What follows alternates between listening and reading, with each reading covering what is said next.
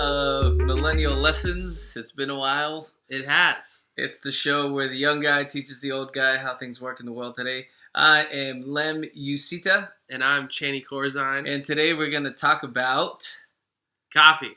coffee. Yeah, what about coffee? Coffee's been around forever. Yeah. So what's the big deal? So there's this wonderful book right here, The New Rules of Coffee. It's written by the founders of this online blog / coffee review website called Sprudge. They also review wine, but they do a lot of work with coffee. And coffee has been around for a long time. But the emphasis on good coffee is something that millennials have essentially championed and pioneered in making it like valuable in the world. Just to give us context, do you remember when coffee was like 50 cents at McDonald's? No. See, I remember when coffee was like 50 cents. Right, that's not coffee, bro. Yeah, it was. Okay. Folgers, do you know Folgers? Sanka, Oh, dude. Maxwell House. This is like The best part of waking up this is is Folgers like in me your cup. coming to you and saying that Panda Express is good Asian food.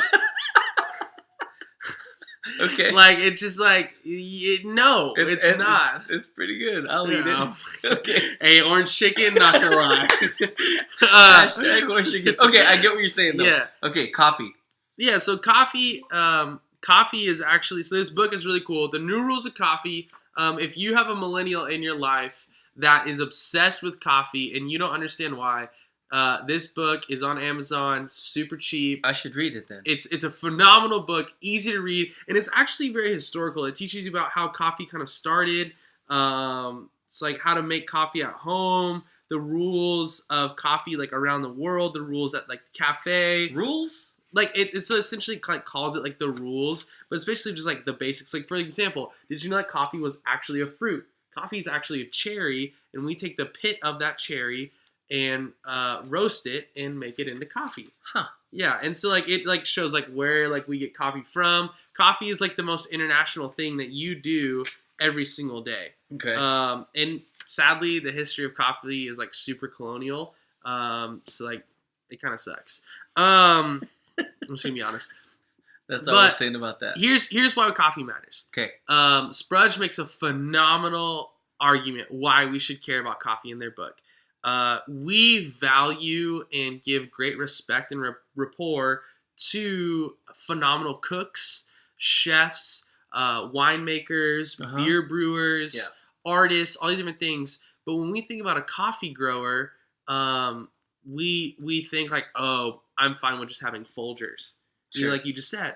But when we really experience like some good coffee that's made with care and like made with like some craft element behind it, like it's kind of like it's just different, and you can actually tangibly taste the difference. Like if you really drink good coffee and you take the time to really like understand like what's going on inside of it, like it's just a big difference. And so millennials being the most collaborative minded generation to this point have a desire to collaborate and respect and honor the process of basically everything they do.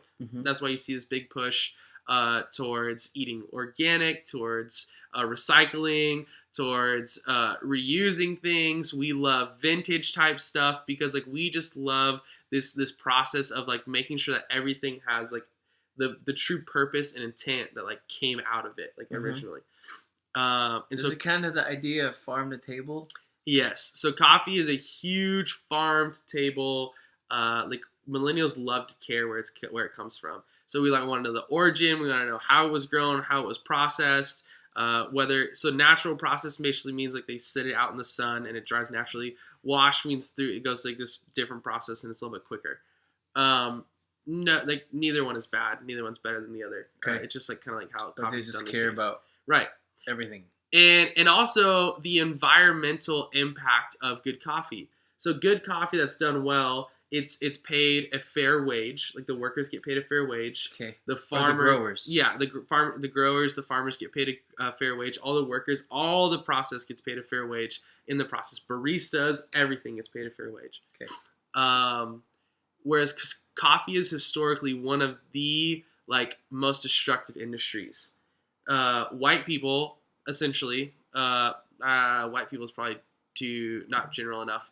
Americans rich people, non-third world countries. The only countries that grow good coffee are along the 49th parallel of like our world, and most of those countries are like generally third world. Okay.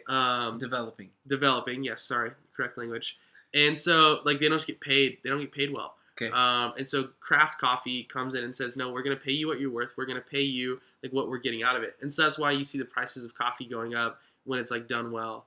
I mean, you can get your Folgers however you want, and like pay $5 for it. But there's just like also like more education about coffee, what it can be good for, how it can be good. There's more restaurants that are introducing coffee into what they're cooking, how they're cooking it. Just because like it's got a really distinct flavor profile when it's done right, and when it's done well. And so essentially the basic rules of coffee, I'll break it down for you right here. Okay. If you look at your bag of coffee and it says best buy date, bad coffee. Coffee has a shelf life of about 1 month. Okay. About 1 month. Okay. After it's been roasted. When it's green, it can last like forever. Green coffee is pre-roasted coffee. Okay. When coffee is roasted, it has about 1 month. You need to keep coffee in a cool, dark place, not your refrigerator or your freezer, because then when the condensation gets in there, taking it in and out, like it actually affects the coffee. So cool, dark place. That's not your fridge or your freezer.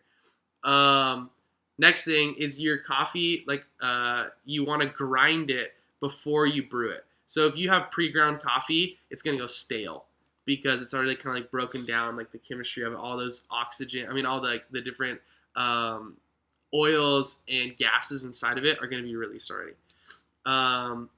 And outside of that, how you want to brew your coffee, like there's so many brewing methods. Like your coffee pot, it's not a bad thing. Keep brewing your coffee pot. The only brewing method I will ever hate on someone for doing is a Keurig. And here's why. Keurigs hold mold. Keurigs are the most disgusting machines in the world. No one cleans them. They're impossible to clean. And they just, like, unless you're cleaning your Keurig daily, like, you are putting so much nastiness into your body. Because it's just like, ugh. So, like, just don't use a Keurig. Plain and simple. Don't do it. Any of those machines. What kind of machines? Oh, like a Nespresso. Yeah, there's all different kinds. Any type of like pod machine, like if you can't go in and clean your machine with your hands, like in like the different parts of it daily, then don't do it. Like don't use it. Okay. But yeah, and so I would just encourage you, don't be afraid of good coffee. Don't be afraid of craft coffee shops. Most coffee shops do not fit the social stereotype of like being pretentious and like jerky about people who have like questions. If you come in and say like, yo, I honestly know nothing about coffee outside of Folgers and the Starbucks coffee that I get for the holidays every year, most coffee shops will be like, cool, like let's start you off and like help you understand like what coffee can taste like and what it can be like. Give me just real quick, like some of the social things. Like, why is it such a social thing for millennials? I mean, yes, the process, you know, like, so this yes, is super important. unfounded, but I think millennials have championed. We don't fact check, bro. Like, I'm trying to be more fact checked. I've had a lot of haters. Why? Because people just hate you when you're successful. Okay. Swag. Okay. So I think the reason why millennials have clung to coffee is because like our collaborative nature. They see a good coffee and what some people would say as expensive or pretentious coffee. Millennials see that as an opportunity to give back and to do their part. Oh, and so it's not about just the coffee. It's about supporting. Because I will say this as someone who is like a coffee connoisseur, and you would call me a coffee something else. Yes.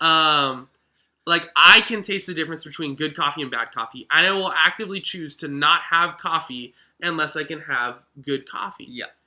But a broad majority of the people that drink good coffee over like bad coffee, and what I'm saying by bad coffee is coffee where you don't know where it comes from, you don't know when it was roasted, you know nothing about it, it's pre-ground, like it's just trash. The people who enjoy that coffee, who enjoy good coffee over that, majority of the people just want to participate in something bigger than themselves. And so they see coffee as an opportunity for them to give back to the mistreatment of like our societal system today. Cool. Which is a heartbeat of how millennials operate in everything they do. That's a different way of thinking about coffee. Yeah. So don't be afraid of good coffee. Don't be afraid. Pay an extra $1 or $2 for coffee that you know where it comes from. To support the farmers, to support the growers. Yeah. And also, coffee is getting over-farmed right now. And so if it's not done right, you might not have it. Well, there you go. Yeah. If you have any questions, please email us at millenniallessons@gmail.com. Or slide in our DMs, Millennial Lessons on Instagram, and we'll get back to you. And you can always hit us up Yep. if we get our facts wrong. Yeah. It's really just a joke. Yeah. If you get butthurt over facts, you probably just stop Seriously. watching. Yeah. Get a life. I didn't say that.